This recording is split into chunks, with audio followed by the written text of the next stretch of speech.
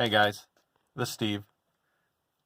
I want to talk to you today about an accusation that is often made against the Catholic Church. If you were to look at a Jack T.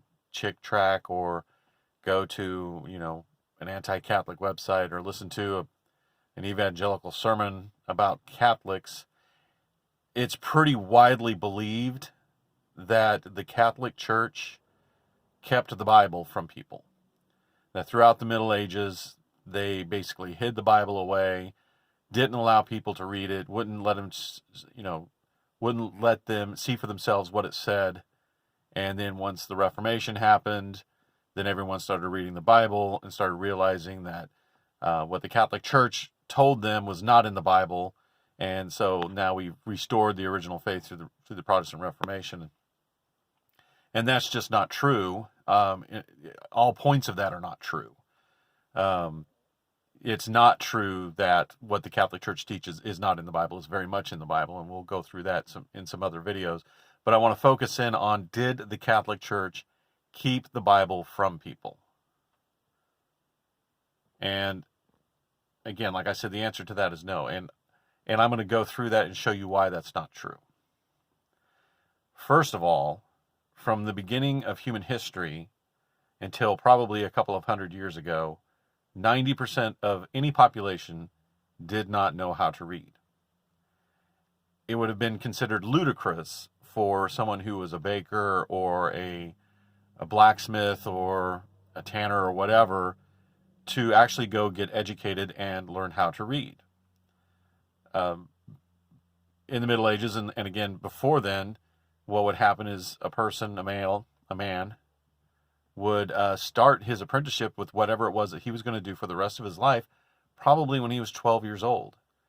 And then that's what he was going to do, and he would learn how to do that job. And so any writing or what have you would be curtailed strictly to that job. The only people who knew how to read were the clergy and the nobility, the actual rich people. And, Scripture, the Bible, was made available to them.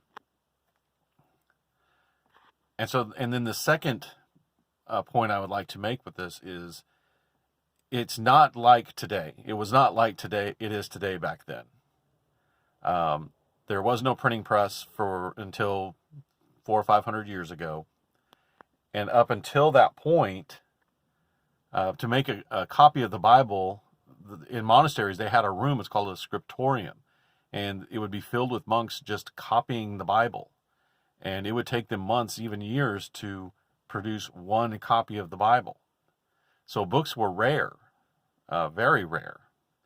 If we were to translate that into today's money, it would be one Bible would cost about $100,000. So because it was books were not readily available, it was just not practical to make enough for everyone to have one, because there was no printing press, and the fact that 90% of the people couldn't read anyway, it wasn't practical. There was no need. But it's not like the Catholic Church did not make Scripture available to the public and people who couldn't read. For one thing, there was areas in the church that they would display the Bibles so that anyone could go and read them. Now, they did change them, and that's another accusation that's made against the Catholic Church. Well, you chained the Bibles to the churches because you didn't want people to have it. Well, actually, they changed the Bibles for the same reason that when you go to the bank and you fill out your deposit slip, the pen has a chain on it too, because they don't want you stealing it. They want to keep it there so that other people can use it, and that's the reason why the church would chain the Bibles to the tables in those areas, so that someone wouldn't walk off with this very expensive, very rare, and hard to make book for themselves, and that it could actually stay there for everyone else. The second way that they made Scripture available to the masses was through art. Depictions of biblical scenes, whether it be the crucifixion, or Christ carrying the cross, or the Archangel Gabriel going to Mary. Art was all over the place in the churches, in stained glass windows, in sculptures. That was one way that they made excuse me, one way that they made the stories of the Bible available to them. Excuse me. And then the final way is the fact that if you go to a Catholic service, which is called the Mass, you're going to have the Bible read to you. And that's the way it has been since the very beginning. Sometimes it's a depending on what time period you're in, it would either be one Old Testament reading and then a New Testament reading, and then or an Old Testament reading, New Testament reading, and the gospel. You'd either have two or three, but it'd either be a gospel and then another reading, or Old Testament, New Testament, gospel. But the fact of the matter is, if you were to go to Mass every day, within like 3 years, you're going to have the majority of the Bible read to you. And that's the way it's always been. So we read the Bible to those people who could not read.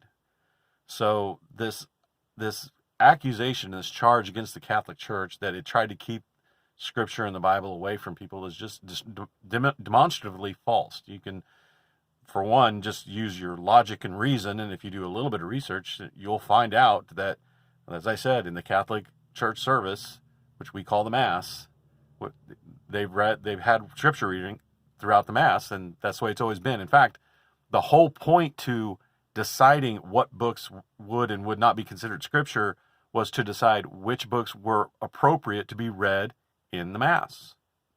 That was the whole reason to say these books should be there and all the others shouldn't. That's the whole reason that the Catholic Church made that decision that everyone adheres to now, at least when it comes to the New Testament. So that's it. Just wanted to kind of address that issue, and hopefully you've learned something. Thank you.